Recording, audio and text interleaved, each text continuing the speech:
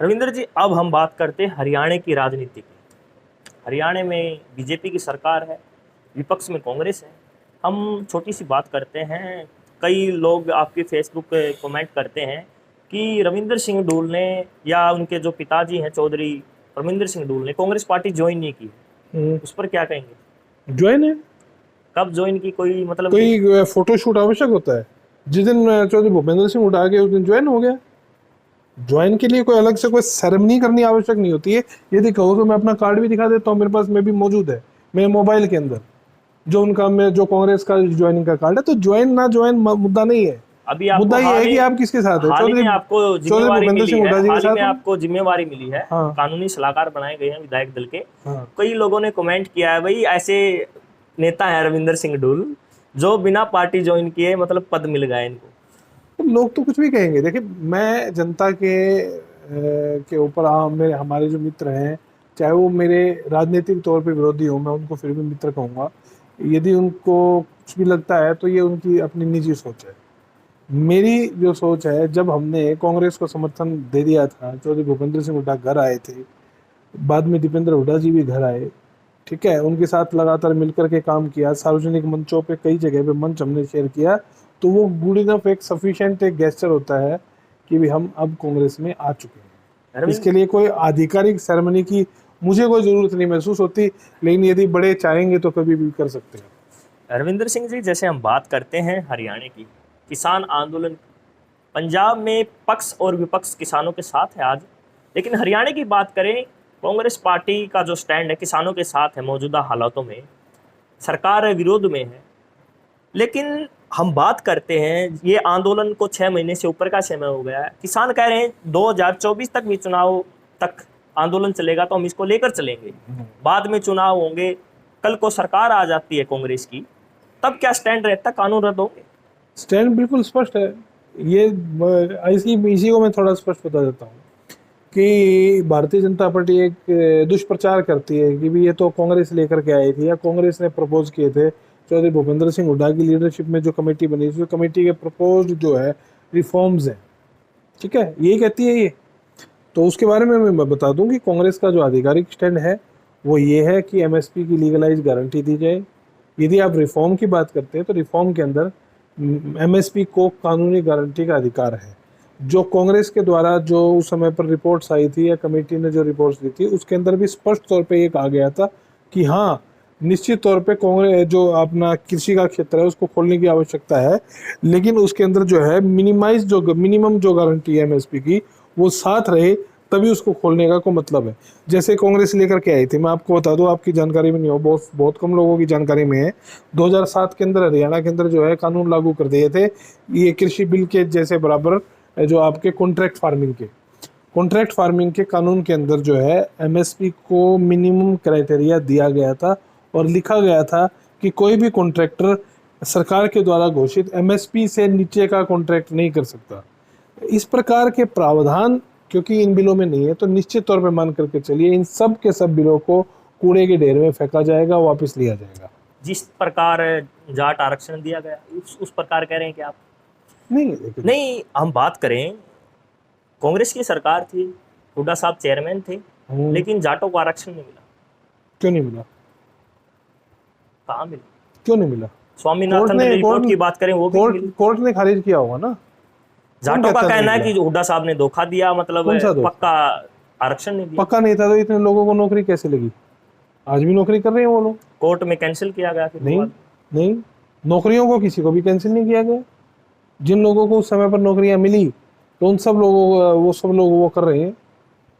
हुड्डा साहब ने तो आरक्षण दिया था। रिपोर्ट पर क्या स्टैंड रहा था हुड्डा साहब का?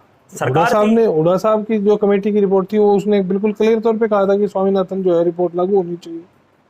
सरकार चली गई। आने वाले टाइम में किसान कैसे विश्वास करें कि कांग्रेस की सरकार आएगी, कांग्रेस से इन बिलों को रद्द कर देगी? रिपोर्ट कब बनी? जो स्वामीनाथन की रिपोर्ट है उसकी जो कमेटी का जो अध्ययन हुआ या फिर उसकी सप्लीमेंट्री रिपोर्ट आई, सारी की सारी कांग्रेस के समय पे आई। कांग्रेस उनको लेकर के जा रही थी आगे। कॉन्ट्रैक्ट फार्मिंग का कानून किसने बनाया? कांग्रेस ने बनाया। कॉन्ट्रैक्ट फार्मिंग के अंदर लीगलाइज एमएसपी की गारंटी किसने दी? कांग्रेस ने दी, चाहे हरियाणा हो चाहे पंजाब हो। ये कहते हैं ना कि पंजाब के अंदर भी पुराने टाइम से लागू हो गए थे। हर जगह पर एमएसपी की मिनिमम प्रोटेक्शन रखी गई थी। पंजाब के अंदर कानून लागू किया इन्होंने, पंजाब गवर्नमेंट ने, जैसे ही केंद्र सरकार ने लागू किए कृषि कानून, उसके अंदर अमेंडमेंट की पंजाब सरकार ने, उसको राष्ट्रपति ने अभी तक वो नहीं दिया, साइन नहीं किए।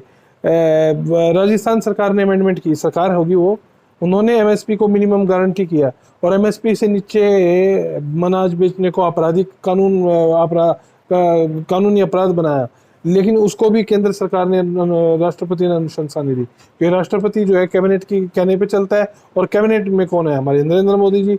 नरेंद्र मोदी जी चाहते ही नहीं कि किसानों को एमएसपी मिले, इसीलिए वो उसको रोक रहे हैं। लेकिन कांग्रेस तो लागू कर रही है, जहां जहां भी कांग्रेस की सरकारें हैं आज भी उन्होंने, क्योंकि बिल्स को तो आप वापस ले नहीं सकते, कारण ये है कि आप सरकार में नहीं हो, लेकिन राज्य सरकार केंद्र सरकार के बिल में अपनी मर्जी से अमेंडमेंट तो कर सकती है, उस अमेंडमेंट को भी केंद्र सरकार लागू नहीं होने दे रही है। इससे भाजपा और कांग्रेस की मंशा आज के दिन में सामने आ जाती है, भविष्य की जरूरत ही नहीं है हमें। कल को कांग्रेस की सरकार आई, हुड्डा साहब मुख्यमंत्री बने, हाँ, जाट आरक्षण और ये कानून कैंसिल होंगे। जाट आरक्षण और कानून कौन से?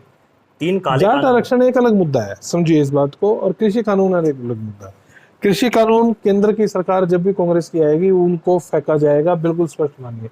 मेरा ये सोचना है, कांग्रेस नहीं, भारतीय जनता पार्टी के अलावा जो भी सरकार आएगी वो इसको फेंकेगी, क्योंकि ये तो अडानी के कानून है, ये तो अडानी के कानून है। क्योंकि कानून लागू करने से पहले जब अडानी ने जमीन की खरीद शुरू कर दी, अडानी को जो है कानून लागू होने से पहले यदि अडानी जैसी कंपनियों को जो है आप वो सीएलयू देंगे, तो ये तो अडानी के कानून है। हाँ, इसका केंद्र सरकार इसकी भी बात करें। हाँ, कानून 1 साल पहले आया है। हाँ, साइलोज 2015 में बनने शुरू हो गए थे। हम बात करें बम्बेवा गांव की, 2014-15 में वहां पर काम स्टार्ट हो गया था, और कानून 1 साल पहले आया। मतलब प्री प्लान था सरकार का कहीं ना कहीं कानून लाने मैं कह रहा हूँ, ये आपको मैं बता दूं, 2013 के अंदर प्रधानमंत्री की जो कमेटी थी, प्रधानमंत्री के अंडर एक कमेटी बनी थी, उस कमेटी ने मुख्यमंत्रियों का ग्रुप ऑफ चीफ मिनिस्टर था, उसने रिपोर्ट दी थी भारत के तत्कालीन प्रधानमंत्री मनमोहन सिंह को।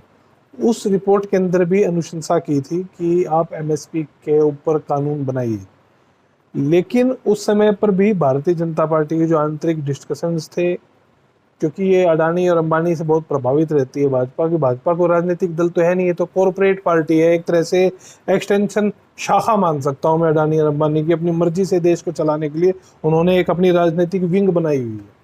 तो अडानी की राजनीतिक विंग भारतीय जनता पार्टी ने तभी से ये बात सोची हुई थी, सरकार में आने के बाद में आप कानून लागू करेंगे।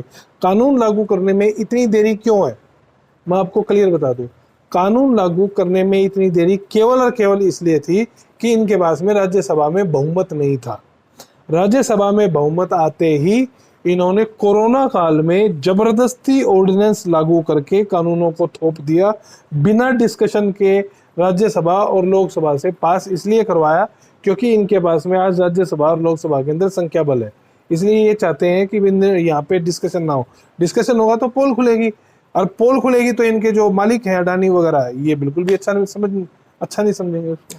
पीछे किसान आंदोलन के समय मुकेश अंबानी का भी एक बयान आया था कि हम ऐसा कुछ नहीं कर रहे हैं जिसको किसानों से मतलब वो नुकसान हो किसानों का, उनका भी एक बयान आया था। बयान से क्या होता है, वो कर रहे हैं, आपको कहने की आवश्यकता नहीं। हिमाचल प्रदेश के सेब व्यापारियों से जाकर के पूछिए, सेब उत्पादकों से।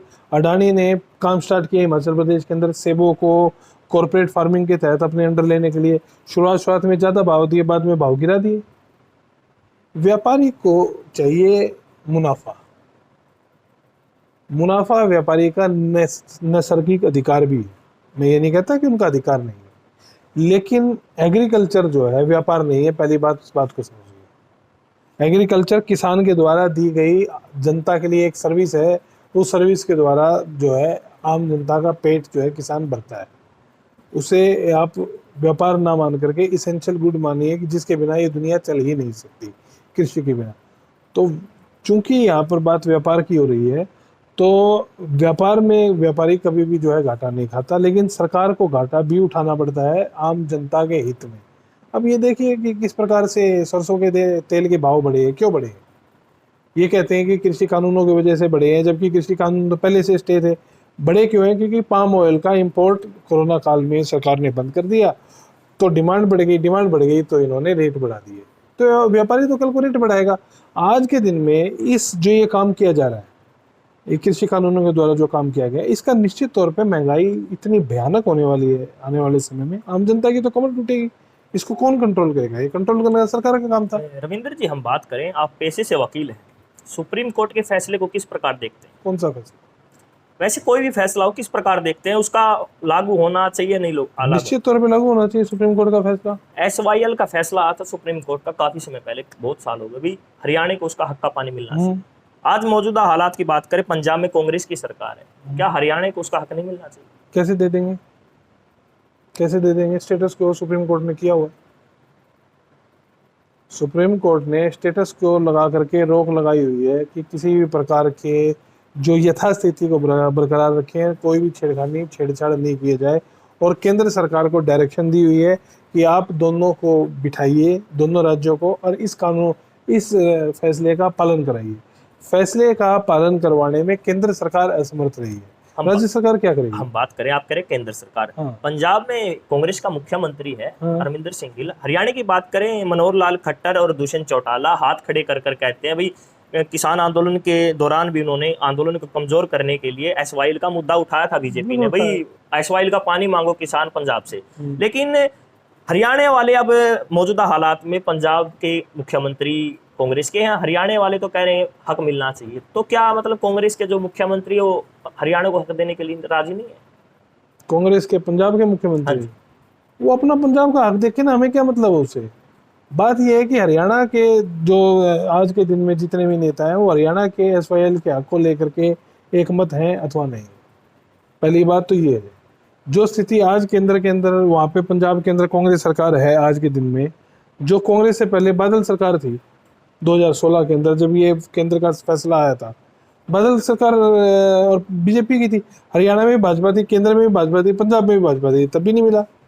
ये तो एक राजनीतिक मुद्दा जो है, केंद्र सरकार ने कठपुतली की तरह हरियाणा और पंजाब के लोगों को लड़ाने के लिए रखा हुआ है। जब चाहे लड़ा देते हैं, जब चाहे उनको ठीक कर देते हैं। तो मेरा मानना आज के दिन में हरियाणा और पंजाब के बीच में एक भाईचारा बहुत अच्छा बढ़िया बना हुआ है। जैसे ही सुप्रीम कोर्ट का स्टेटस क्यों हटता है, तो उसके बाद में पंजाब हरियाणा को अपने हरियाणा के हक का पानी देगा, ये मेरा निश्चित तौर पे मानना है। फिलहाल ये स्टे है, फिलहाल इसके